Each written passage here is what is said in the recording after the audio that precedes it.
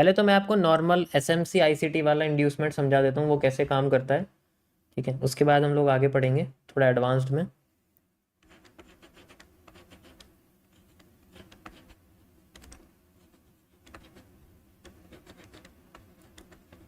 देखो ये बेसिकली इनको हम लोग बोलते हैं प्रेशर्स।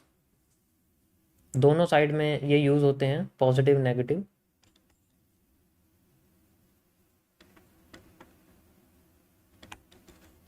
ओके, तो कहीं भी हमारे को मल्टीपल विक्स मिलती हैं किसी एक जगह पर, तो हमारे लिए वो प्रेशर होता है।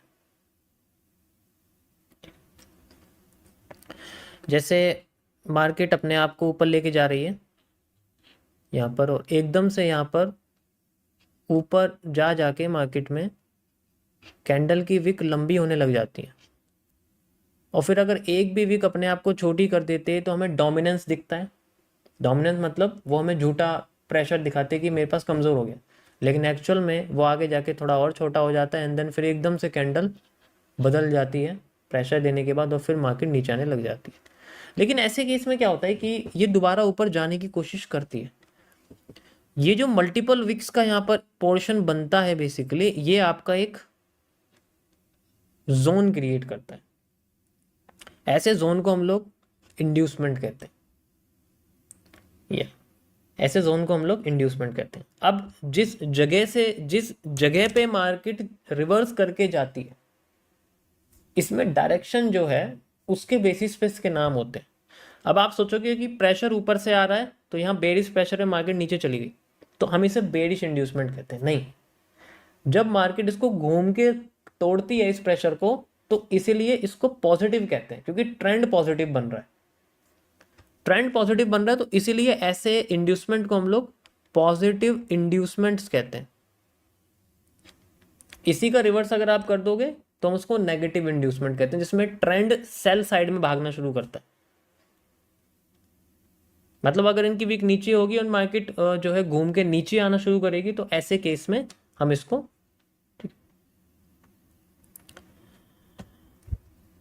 जैसे आपके सामने इस तरीके से कैंडल बन रही है और यहाँ पर मार्केट अपने आप को पुश करने की कोशिश कर रही है नीचे, और फिर ये अपने आप को डोजी जैसा फॉर्म करने लग जाती है, डोजी बनाने लग जाती है, कई सारे डोजी बनाती है, ठीक है। अब डोजी बनाती है तो ऐसे केस में जो आपको ये नीचे की लाइंस दिख रही हैं कैंडल की, ये बेसिकली आपकी इंड्यूसमेंट्स हैं।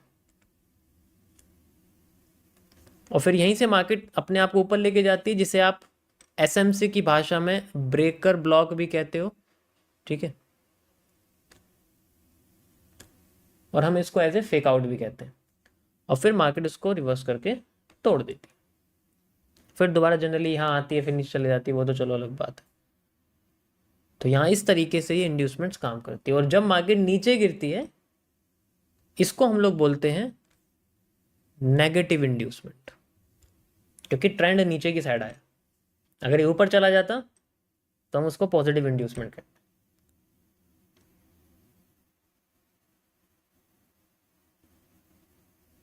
समझ में आया? यहां तक समझ में आया सभी को? मैं आपको कुछ लाइव मार्केट में दिखाता हूं किस तरीके से हमें काम करती हुई दिखती हैं चीजें। ओके, ये आप देख सकते हो, आपके सामने लाइव बना हुआ है, यहाँ पर अभी आज ही बना हुआ है, ठीक है। ये आप देखो, जब ये टूटती है तो आपको यहाँ पर भी एक आईएफसी कैंडल 78% केसेस में आपको यहाँ पर एक लार्ज कैंडल दिखेगी, जिसे आप ERC कह सकते हो। This is called the extended range candle. ERC बनती है और यहाँ बड़ी सी कैंडल आपको देखने को मिलेगी।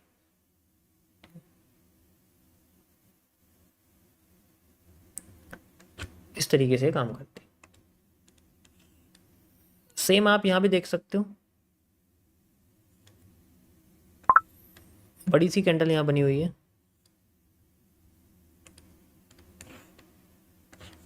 तो इस तरीके से ये चीजें आपकी काम करती हैं। चलते हुए ट्रेंड में भी ऐसा होता है। अगर हम चाहते हैं कि चलता हुआ ट्रेंड कब एकदम से गिरेगा, चलता हुआ ट्रेंड कब एकदम से गिरेगा, वहां पर भी ये चीजें होती हैं। जैसे आपकी इंड्यूसमेंट जो है, जैसे आपको दिख रहा होगा, चलते हुए ट्रेंड में होती है, एकदम से गिर जाती है। इट्स ऑल्सो पॉसिबल, ये आप देख सकते हो, फिर एकदम से कैंडल आ जाती है।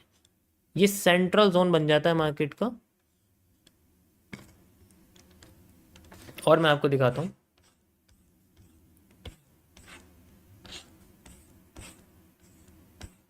यहाँ इसमें नहीं देखा क्योंकि बिटकॉइन में ज़्यादातर जो है आपका इंड्यूसमेंट्स होती नहीं है, बहुत कम होती है। ये आप देख सकते हो, ये आपके सामने बनी हुई, इसमें दोनों साइड में है, तो दोनों साइड में मार्केट का मूव आपको देखने को मिला है, यहाँ आप देख सकते हो। ठीक है, ये देखो यहाँ पर बड़ी सी कैंडल बनी थी, लेकिन ये स्वीप हो गई, इसे हम लोग लिक्विडिटी स्वीप भी कह सकते हैं, लेकिन सबको तोड़ने के बाद हुई है।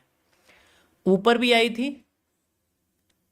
ऊपर भी होगी, तो जिसकी बॉडी रह गई डायरेक्शन उसकी, जिसकी विक रह गई रिजेक्शन उसकी, बेसिक।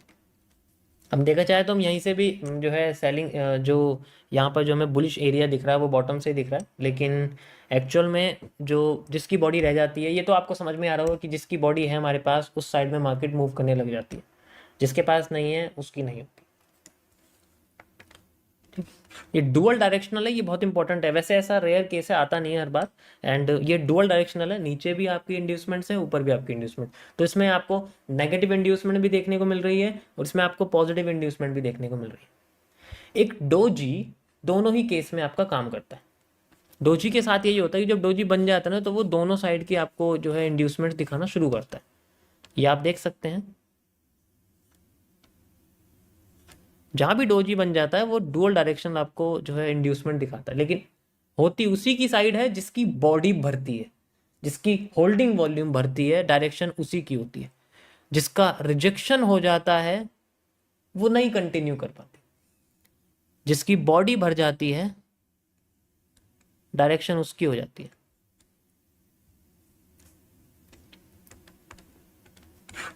और भी आप देख सकते हैं, जैसा चाहे वैसा आपको यहाँ पर खूब देखने को मिलेगा। ये डायरेक्शनल वाली है, एक ही साइड में डायरेक्शन है, तो आप देख सकते हो।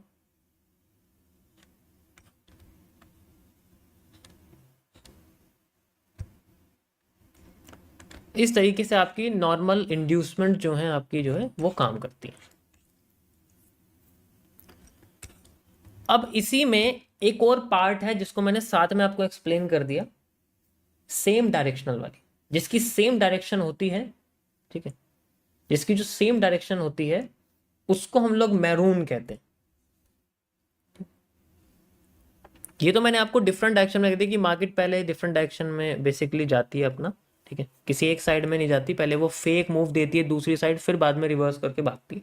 ये तो नॉर्मल हमारे इंड्यूसमेंट जैसे हमारे एम के साथ होता है, जैसे मैंने आपको एम समझाया, तो पहले मूव वो रिवर्स में देती है, फिर बाद में नीचे गिरती है। तो ये तो normal positive inducement, negative inducement हमको इस चीज को कहते हैं। लेकिन अगर चलते हुए ट्रेंड में ऐसा होता है तो इसका दूसरा पार्ट जो है वो काम करता है। जैसे हमारे पास चलता हुआ ट्रेंड है, नीचे की साइड आ रहा है और उसके नीचे की जो लाइंस है वो बढ़ती जा रही हैं। ठीक है, और फिर एकदम से जैसे मान लो बड़ी लाइन हो जाती है, तो फिर बाद में अगली कैंडल इसको फिल करने के लिए भागती है और फिर डायरेक्शन उसकी दोबारा से उतनी आ जाती है। तो ऐसे में जो डायरेक्शनल फिलअप होता है, इसे हम लोग डायरेक्शनल फिलअप कहते हैं। एक ही डायरेक्शन में कंटिन्यू होती है इस डायरेक्शन से बेसिकली, तो जहां से फिलअप करती है उस कैंडल का 50% एरिया हम यूज करते हैं लाइक दिस, एंड उसके बाद का 50% एरिया हम यूज करते हैं। तो ऐसी जो इंड्यूसमेंट्स होती है जिनको डायरेक्शन के साथ फिल कर दिया जाता है, ऐसी इंड्यूसमेंट को हम लोग मैरून इंड्यूसमेंट कहते हैं। इसे मैं इसका नाम बोलता हूँ, बाकी आप जिस नाम से चाहे उसको बुला सकते हैं, लेकिन मैं इसको इस नाम से बोलता हूँ। ये डायरेक्शनल है और ये सबसे ज़्यादा पावरफुल है, एक्यूरेट भी बहुत है ये। इसमें भी आपको 78% केसेस में मार्केट में आपको डायरेक्शनल देखने को मिलेगी।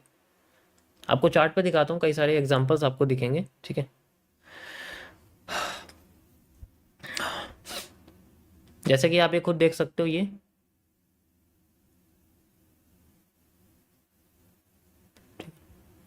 सो जैसे हमारे पास ये बन गया है। ठीक है, तो यहाँ पर ही बना हुआ है इस तरीके से, एंड ये जो मेरे पास आपको ये एरिया दिख रहा है बेसिकली यहाँ से लेके यहाँ तक का एरिया, क्योंकि यहाँ पर प्रेशर आए थे, ये ज़ीरो हो गया, फिर एकदम से बड़ा हुआ आया, एंड देन उसके बाद अगली कैंडल ने इसको फिलअप कर दिया, फिलअप करते ही अब यहाँ पर से जो होता है खेल सारा कि मार्केट में जितना एरिया मार्केट ने यूज़ करा लाइक दिस, कहाँ चला गया,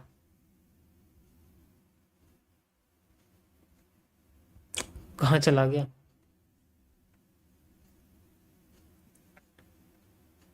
ये रहा। उतना एरिया हम लोग इसको आगे लगा देते हैं and you can see market ने उतनी ही सप्लाई दी एंड देन फिर उसके बाद डिमांड तो हम इसके बेसिस में मेजर करेंगे, वो अलग बात होती है। तो हम इसको इस तरीके से यूज़ कर सकते हैं। समझ में आया यहाँ तक? तो ये थे आपके बेसिकली इंड्यूसमेंट्स के बारे में थोड़ी सी ये आप देख सकते हो, ये आपकी पॉजिटिव इंड्यूसमेंट्स हैं ये रही। एंड देन उसके बाद फिल हुआ एक बड़ी कैंडल का, एंड देन बड़ी कैंडल का 50% कर सकते हो यहाँ से यहाँ तक, यहाँ से यहाँ तक। देखो कैलकुलेशन दोनों साइड में सेम रहेगा आपका, उसमें कोई प्रॉब्लम, कैलकुलेशन दोनों साइड में आपका सेम रहेगा।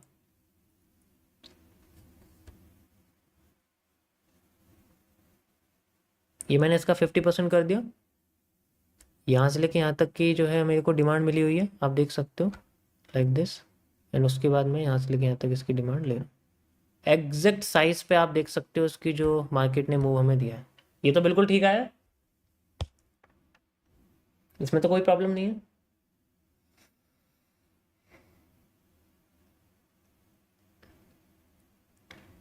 तो इस तरीके से हम इसको यूज़ कर सकते हैं। अब इसमें जो सप्लाई है वो आपको पीछे से मेज़र करनी पड़ेगी, जैसे कि ये वाली सप्लाई है, ये भी आप देखोगे तो जनरली सेम ही दिखेगी आपको, क्योंकि हम छोटे छोटे से, वरना आप इनसाइडर सप्लाई भी ऐड करोगे तो वो भी आपको लगभग लगभग दिखेगी। आप देख सकते हो एग्जैक्ट उतनी ही बॉडी पे मार्केट ने सप्लाई हमें दी है and we have the reversal.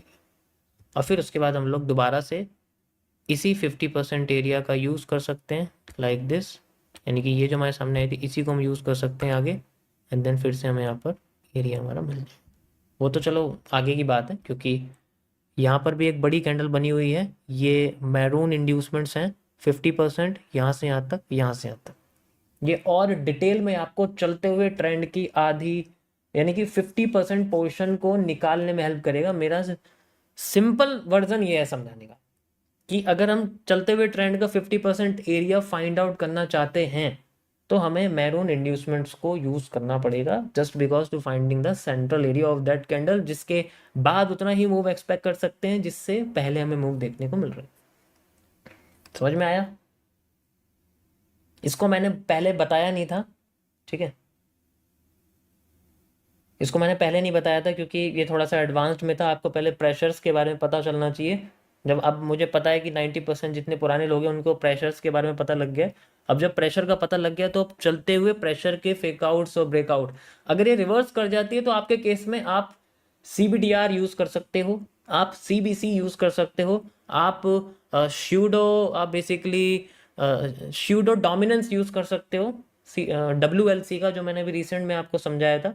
तो सारी चीज़ें आपको बेसिकली मार्केट के सिचुएशन के हिसाब से यूज करनी पड़ेगी। समझ में आया?